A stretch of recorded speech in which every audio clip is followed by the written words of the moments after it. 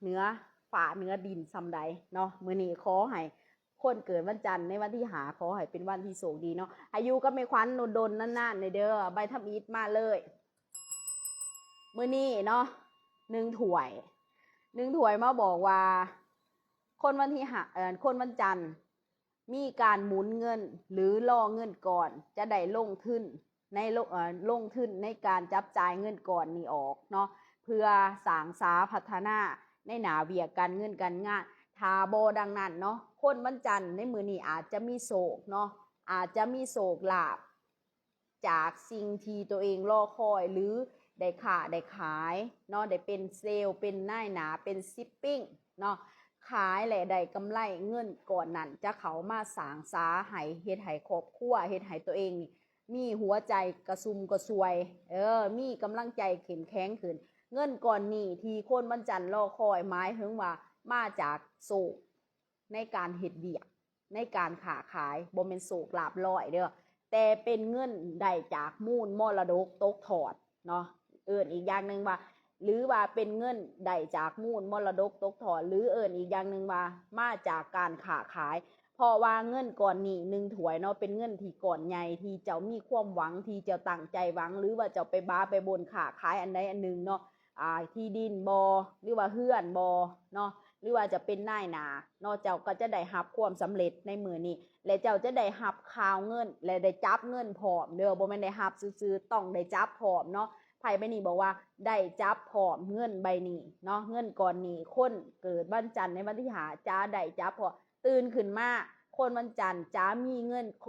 จะมีผู้โอนเงินเข้าบัญชีเนาะให้เบิ่งเลขถ่ายบินเด้อให้เบิ่งเลขถ่ายบิน VCL1 เนาะของตัวเองแล้วให้ไปจับเสียงซื้อเลขเบียดสาย4โมงหาโมงแม่ขวัญจะบอกจังซี่เด้อสาย4โมงหาโมงถ้าซื้อ4โมงมันบ่ออกให้ซื้อ5โมงเนาะและเจ้าจะมีโศกผู้ใดที่ว่ามักวัดดวงเนาะตื่นเช้ามาคนวันจันทร์เด้อจะมีเงินการโอนเงินเข้าในบัญชีเนาะในบัญชีบ่ว่าจะเป็นพัฒนาลาวบ่อิหยังกะยาเนาะให้เบิ่งเลขบัญชีถ่ายบินและกลางบินเด้อเลขกลางบินและเลขถ่ายบินจะได้รับเงินเนาะจะมีโศกด้วยเลขบินจะได้รับโศกให้ไปซุ่มเสียงเลขเบียดเบิ่งเด้อณเวลาปัจจุบันนี้ไพ่ใบนี้บอกว่าคนวันจันทร์จะมีโศกในการค้าขายและจะได้รับเงินก่อนจากตกเป็นเงินมูลมรดกเด้อตกเป็นเงินมูลมรดกที่ว่าเจ้าจะได้ผ่านและจับเข้ามาบ่แม่นว่าได้แต่เป็นข่าวเนาะแต่ต้องได้จับตัวจริงอันนี้คือดวงของคนวันจันทร์เนาะ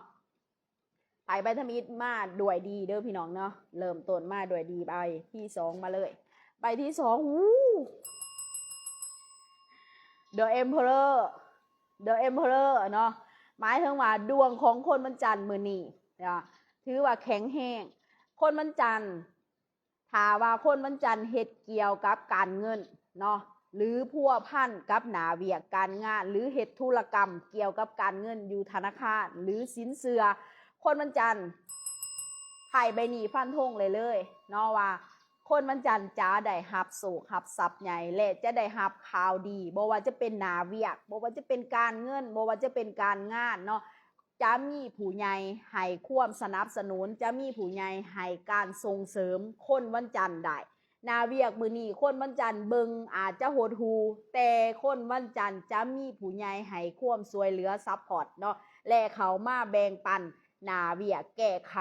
ในสิ่งที่คนวันจันทร์กำลังยุ่งอยู่อาจจะเป็นสิ่งที่ลาภเลื่อนและคนวันจันทร์ฟังเด้อหากว่าผู้ใดเป็นนักซุ่มเสี่ยงมักซุ่มเสี่ยงเลขเบียดมื้อนี้บรรพบุรุษให้เนาะให้ซื้ออายุบรรพบุรุษเนาะซื้ออายุบรรพบุรุษที่สูญเสียไพ่ใบนี้บอกว่า The Emperor เนาะเป็นผู้ใหญ่หรือว่าสิ่งศักดิ์สิทธิ์ที่เจ้านับถือบูชาเปิดทิศเปิดทางให้ความช่วยเหลือให้คำแนะนำเจ้าและเปิดดวงการเงินของเจ้าได้มีสิ่งที่ใหม่ๆนิมิตหมายใหม่ๆเนาะมีมิตรกัลยาณนิมิตใหม่ๆเขามาพบปะเจ้าแล้วบอกว่าไพ่ใบนี้อยากบอกกับคนโสดว่ามื้อนี้คนโสดจะบ่ได้โสดแล้วเนาะจะบ่ได้โสดแล้วจะมีคนมีอายุ เนาะที่ว่าผ่านประสบการณ์เขามาล่มศึกษาหัวใจกับคนที่โสดและส่วนคนที่มีครอบครัวเนาะคนที่มีครอบครัวแล้วบ่ว่ายิ่งบ่ว่าซ้ายเด้อฟังคักๆเนาะจะได้รับการอุปถัมภ์จากสิ่งศักดิ์สิทธิ์จากบรรพบุรุษขอพรอยู่ในสถานที่เฮือนซ่านตัวเองขอพรจากบรรพบุรุษหรือสิ่งศักดิ์สิทธิ์ที่เจ้านับถือบูชาเจ้าอาจจะได้รับความสำเร็จมือนี้คนวันจันทร์เนาะ1 ถ้วยมาใบทำอิฐเลยมาบอกว่ากับเอ็มเพลเลอร์เจ้าจะมีโศกทรัพย์ใหญ่เข้ามาสิ่งที่เจ้าขาดหวังไว้เนาะเจ้าเมื่อยเจ้าล่อเจ้าขี้ข้านเจ้าว่ามันหึงร้ายถาโดนแหละมันจะมามันจะมาหาเจ้าเนาะข่าวดีๆเงินก่อนใหญ่จะเข้ามาหาเจ้าด้วยน้ำพักน้ำแห้งด้วยเหือแห้งของเจ้าอันนี้คือดวงของคนวันจันทร์เด้อเฉพาะวันที่หานี่ไพ่ใบนี้อยากบอกให้คนวันจันทร์ว่า2 ใบนี้เนาะบอกว่าสิ่งที่รอคอยจะประสบผลสำเร็จในมื้อนี้เนาะวันนี้เฮามาเบิ่งไพ่ใบที่3ของคนวันจันทร์เลยขอให้คนวันจันทร์โชคดีเนาะไพ่ใบที่3อุ้ย เป็นไพ่เงินอีกแล้วพี่น้องเด็กถือเหรียญซิกเซนล่างสังหรณ์การสัมผัสที่6ของคนวันจันทร์บ่ว่ายิ่งบ่ว่าซ้ายเด้อมื้อนี้จ้าได้เงินแท้แน่นอนได้ตามแต้มบุญของแต่ละคนเด้อได้ตามแต้มบุญของแต่ละคนได้ตามกำลังแห้งศรัทธาโมบุญของแต่ละคนเนาะไพ่ใบนี้บอกว่าคนวันจันทร์3 ใบนี้เจ้าเป็นผู้เฮ่งยืนหนึ่งเจ้าเป็นผู้เฮ่งยืนหนึ่งเจ้าได้รับข่าวและเจ้าได้จับความเป็นจริงได้จับเงินก่อนแท้มื้อนี้เนาะบรรพบุรุษเด้อให้โชคให้ทรัพย์เจ้าบรรพบุรุษให้โชคให้ทรัพย์เจ้าถ้าหาว่าเจ้าเป็นนักซุ่มเสี่ยงเจ้าจะได้เงินก่อนใหญ่ถ้าซื้อซ้ายหา4 โมงมาถือให้ซื้อซ้ายหาโมงเนาะไพ่3 ใบนี้บอกว่าจังใดคนวันจันทร์ก็ต้องได้รับเงินแน่นอนและมื้อนี้การล่มปากการเจรจาการเฮ็ดเวียกเนาะทุกอย่างเบาร่วมเนาะสภาพร่วมคนวันจันทร์ถือว่าเฮงยืนหนึ่งและเป็นผู้ประสิทธิ์ไส้สนะในเรื่องการเงินในเรื่องเวียกในเรื่องครอบครัวมีความอิ่มหนำสำราญอุดมสมบูรณ์ดีแต่คนวันจันทร์เด้อไพ่3 ใบนี่บอกว่าอยากให้คนวันจันทร์นี่มันไหวพระสูตรมนต์เนาะและทำความสะอาดอนามัยห่านผ้าหรือหิงผ้าสถานที่อยู่อาศัยของตัวเองให้สะอาดจบงามเพราะว่ามีสิ่งศักดิ์สิทธิ์อยู่คุ้มครองอีกบ่ดนเนาะสิ่งที่เจ้าขาดหวังอาจจะเกิดผลสำเร็จมื้อนี้วันที่หาเนาะสิ่งศักดิ์สิทธิ์มาบอกว่าเจ้าจะได้รับความสำเร็จในหน้าเวียกของเจ้าในสิ่งที่เจ้าขับเคลื่อนอยู่จะเฮ็ดให้เจ้านี่ได้ดังใจหวังของเจ้าเนาะอันนี้คือดวงของคนวันจันทร์เอามาเบิ่งพรหมญาณเนาะพรหมญาณอยากบอกหยังให้กับคนวันจันทร์เนาะหรือว่าเฮงยืนหนึ่งมาแห้งเนาะดวงแข็งแห้งเด้อดวงแข็งแห้งเนาะบ่ว่าจะเป็นเรื่องการเงินบ่ว่าจะเป็นเรื่องธุรกิจเนาะสุขภาพก็ดีเด้อบ่มีหยังเนาะคนวันจันทร์นี่บ่มีหยังเสียหายเด้อเฮามาเบิ่งไพ่สรุปของพรหมญาณเนาะไพ่สรุปของพรหมญาณอุ๊ยอีหยัง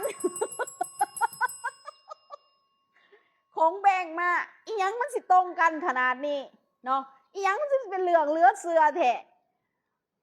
แม่ขวัญกำลังตีให้เลยฟันธงเลย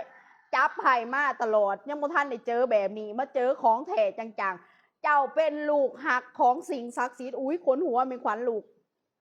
คนมันจันฟังแม่ขวัญเด้อเจ้าเป็นลูกหักของสิ่งศักดิ์สิทธิ์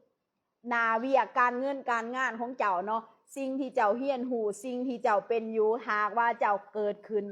มามีการรวบรวมหรือว่ากองประชุมค่ำซีแน่ของเจ้าค่ำพรีเซนต์งานของเจ้าจะเป็นที่หนึ่งจะเป็นที่หนึ่งคงเบ่งมาบอกว่าคงเบ่งนี่เป็นผู้เฮียนหูผู้มีประสบการณ์มีศีลธรรมมีคุณธรรมมีมโนธรรมเนาะเป็นคนที่ว่ามีความสามารถฉลาดลักแหลมหูเท่าท่านคนได้ คงเบ้งมาบอกว่ามือนี่คนวันจันทร์จังไดก็ต้องเฮงมือนี่เนาะเลขเวียดฟังเนาะ สาย4 โมงหาโมงเด้อไม่ขวัญฟันธงว่าเลขหนักต้องมาเพราะว่ามันเป็นเลขใหญ่เป็นไผ่กษัตริย์มือนี้เลขหนักต้องมา4 โมงหาโมงเลขหนักต้องมาซื้อไปโหลดเนาะ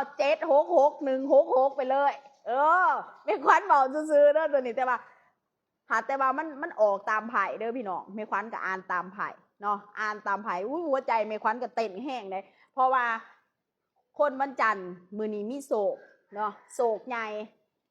โศกใหญ่เขามาได้เอ็มเพอเรอร์ยังโมพ่อมาจับได้โค้งเบ้งอีกเนาะโค้งเบ้งหมายถึงว่าผู้หอบผู้บรมบคู่บรมจารย์ใหญ่และเป็นทีเป็นสิ่งศักดิ์สิทธิ์อีกองค์หนึ่งเนาะที่ว่าคอยให้เบิงแย่งคว่ำสวยเหลือการที่ว่าคนวันจันทร์ได้บ้าได้บนเนาะได้ไปห้องไปข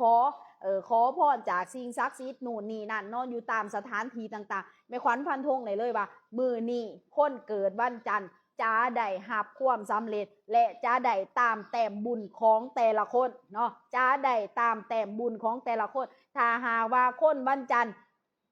มันไหวผ่าสูญมนต์ภาวนาจิตเนาะเจ้าจะได้เฮียนหูเจ้าจะหูเลิกเซิงถึงสิ่งศักดิ์สิทธิ์ว่าเขาจะมอบของขวัญอย่างให้เจ้าไพ่ใบนี้เนาะมาบอกว่าประตูแห่งความโศกดีกำลังเปิดขึ้นให้เจ้าน้อมรับและปินหนาไปทิศเหนือจูดถูบเลย16 ดอกเนาะว่าผู้ขาสมมุติผู้ขานางขวัญใจเด้อเกิดวันจันทร์อาศัยอยู่เฮือนซ่านหลังนี้โดยสอบถามผู้ขาเปิดจูดถูบขอเปิดทิศเปิดทางจากสิ่งศักดิ์สิทธิ์บรมครูบาอาจารย์เจ้าทินเจ้าทานเทวดาภูมิดินภูมิเฮือนผีบ้านผีเฮือนให้เปิดทิศทางให้เมทอลนี่เป็นพยานให้ผู้ขาเปิดทิศเปิดทางในการทำมาหากินในการค้าการขายสุขภาพครอบครัวของผู้ขาให้ได้รับความอุปถัมภ์จากสิ่งศักดิ์สิทธิ์และการค้าการขายของผู้ขาให้มีความราบรื่นให้มีความเจริญเติบโตขึ้นไปเรื่อยๆเนาะอันนี้คือการเสริมดวงปินหนาไปทิศเหนือเลยเด้อปินหนาไปทิศเหนือเลยและจูดถูกขึ้นไม่ควันบอกแล้วดวงของคนวันจันทร์จะประสบผลสำเร็จคือดวงในมือนี้วันที่หาถือว่าคงเบ้งมาบอกว่าพร้อมด้วยเอ็มเพอเรอร์เนาะการเงินใหญ่การเงินใหญ่เบาบ่ได้4 โมงครึ่งเลขมันจะออกนกสันติภาพก็มีเด้อ2262รักใหญ่ๆรักสูง922หรือ962ถ้าว่า5 โมงครึ่งเนาะอาจจะมาเลขหนักก็มีเนาะ766เนาะ766ก็มีเด้อพี่น้องลองไปสื่อเบิงเนาะจับซุ่มเสียงเบิงมาซ้าย5 โมงซ้าย4 โมงไม่ขวัญจะเบาถือบอเพราะว่าไม่ขวัญอ่านตามหนาไผ่แล้วก็อ่านตามหูไผ่เนาะนกสันติภาพมาเนาะ1 ถ้วยเดอะเอ็มเพอเรอร์เนาะเอ็มเพอเรอร์เป็นรักเก่าเนาะรักสูงเด็กถือเหรียญแล้วก็โค้งเบ้งเนาะไผ่บอกว่าคว่ำเจริญกำลังหอดเจ้าแล้วเนาะขอให้เจ้าน้อมรับคือดวงของคนวันจันทร์ในวันที่หานี่เนาะ